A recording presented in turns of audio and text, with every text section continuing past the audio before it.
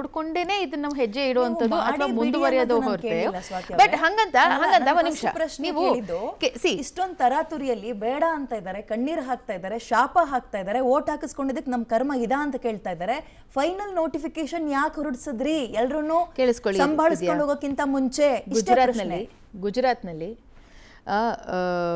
River valley ಮೇಲೆ ಒಂದು township ಮತ್ತೆ ಒಂದು ಸ್ಲಮ್ ಅನ್ನ ಡೆವಲಪ್ ಮಾಡುವಂತ ಒಂದು ಸಂದರ್ಭ ಇಡೀ ದೇಶದಲ್ಲಿ.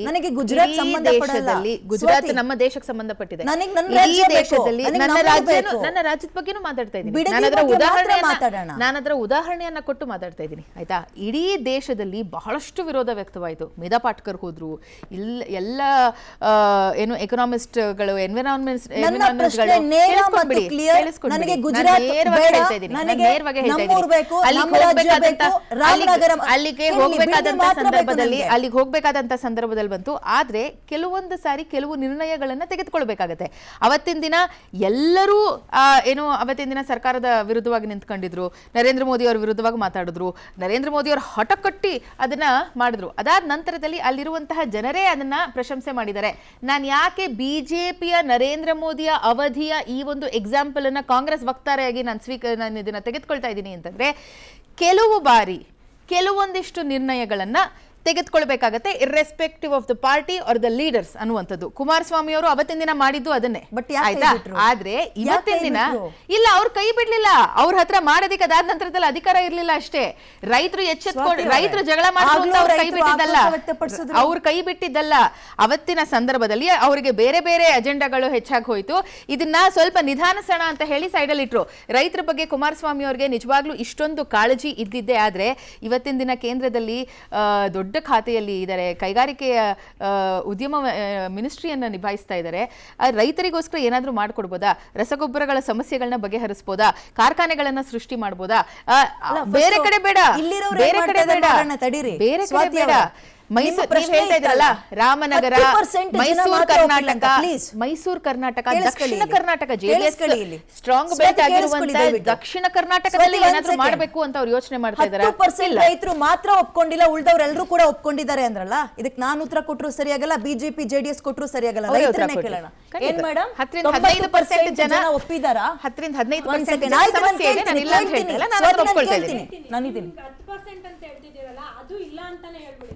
ಯಾಕಂದ್ರೆ ನಾನು ಈ ಕುಮಾರಸ್ವಾಮಿ ಪರವಾಗ್ಲಿ ಯಾರ ವಿರುದ್ಧ ಮಾತಾಡಕ್ ಬರ್ಲಿಲ್ಲ. ನಾನು ರೈತ ಮಹಿಳೆಯಾಗಿ ಬಂದಿದ್ದೀನಿ, ನಮ್ಮ ಸಮಸ್ಯೆ ಹೇಳ್ತಾ ಇರೋದು. 15% ಅಮ್ಮ, 15 ಮ್ಯಾಮ್, ನೀವು 5% ನಾನು ಏನು ಬೇಜಾರಿಲ್ಲ. ಇಲ್ಲ, ಇರೋದ್ ನಾನು ಹೇಳ್ಬೇಕಲ್ಲ, ನಾನು ವಾಸ್ತವ ಹೇಳ್ಬೇಕು. ಅಲ್ಲ, ಕೇಳ್ಬೋದು, ಕೇಳೋವರೆಗೂ ಕೇಳ್ತೀವಿ ಮ್ಯಾಮ್. ನಮ್ ನೋವು ಆಕ್ರೋಶ ಇಷ್ಟ ದಿನ ನಾವು ತಡೆದು 460 ದಿನ ಬರೀ 10% ಜನ ಹೋರಾಟ ಮಾಡಕ್ಕಾಗ್ತಿತ್ತ?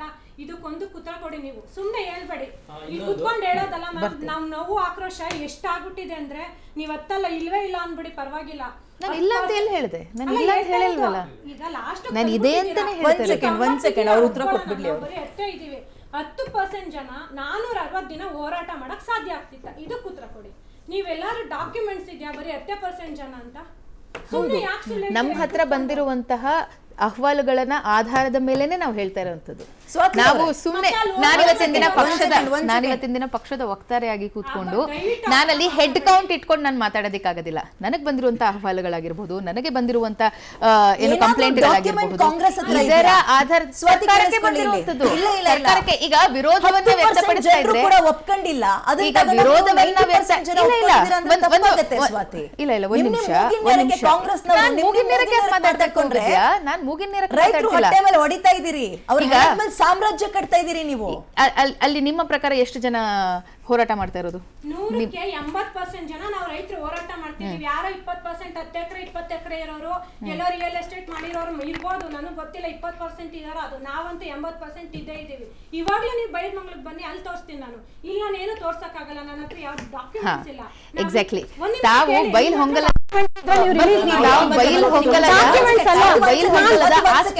ಸ್ವಾತಿ, ಒಂದ್ ಸೆಕೆಂಡ್. ಭರತ್ ಅವರೇ, ನನ್ನ ಪ್ರಶ್ನೆ ನೇರ, ಸಿಂಪಲ್.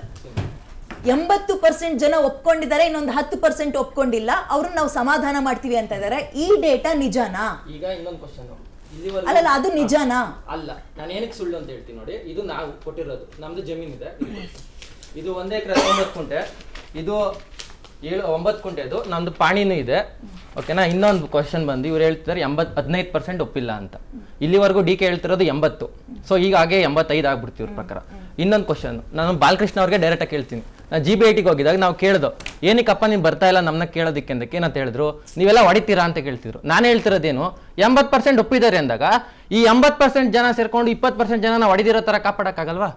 ಬಂದಾಗ ಏನಕ್ಕೆ ನೀವು ಪೊಲೀಸ್ ಪ್ರೊಟೆಕ್ಷನ್ ಅಷ್ಟೊಂದು ಎಸ್ಕಾರ್ಟ್ನೆಲ್ಲ ಕರ್ಕೊ ಬರ್ತೀರಾ?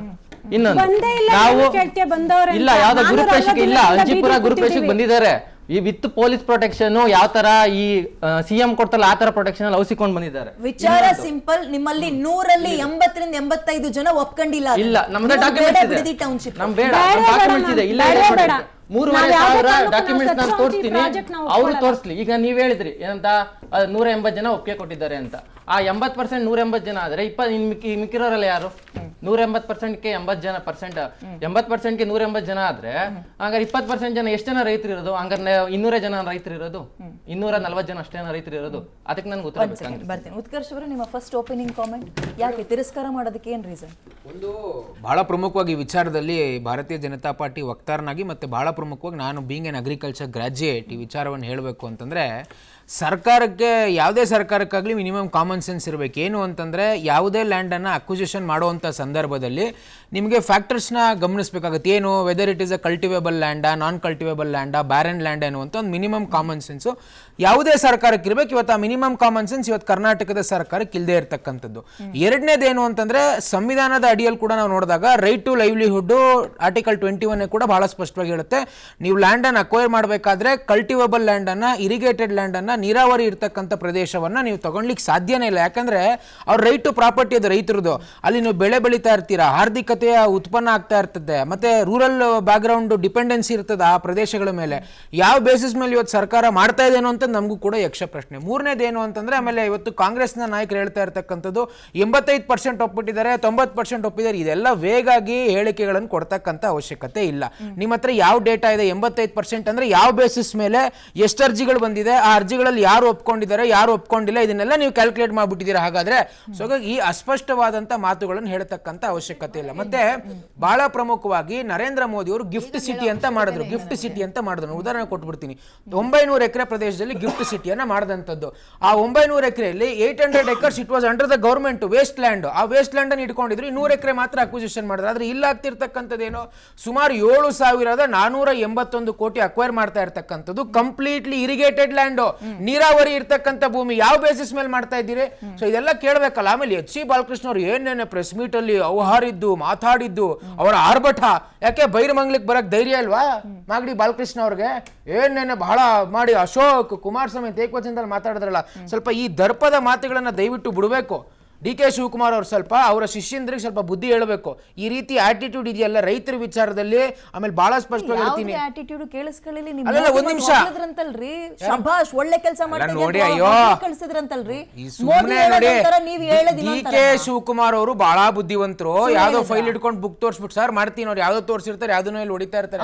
ಅದಲ್ಲ, ನಾನ್ ನೋಡಿ ಬಹಳ ಸ್ಪಷ್ಟವಾಗಿ ಹೇಳ್ತೀನಿ. ನೋಡಿ ನೋಡಿ ನೋಡಿ ನೋಡಿ ಒಂದು ಬಹಳ ಸ್ಪಷ್ಟವಾಗಿ ಹೇಳ್ತೀನಿ, ರೈತರ ವಿಚಾರದಲ್ಲಿ ನೀವು ಅಸಡ್ಡೆ ತೋರಿಸುವಂತ ಅವಶ್ಯಕತೆ ಇಲ್ಲ. ಆಮೇಲೆ ನಾನು ಕೂಡ ಒಕ್ಕಲಿಗ ಸಮಾಜದವರು, ನಮಗೆ ಭೂಮಿನೇ ನಮಗೆ ಆಸ್ತಿ.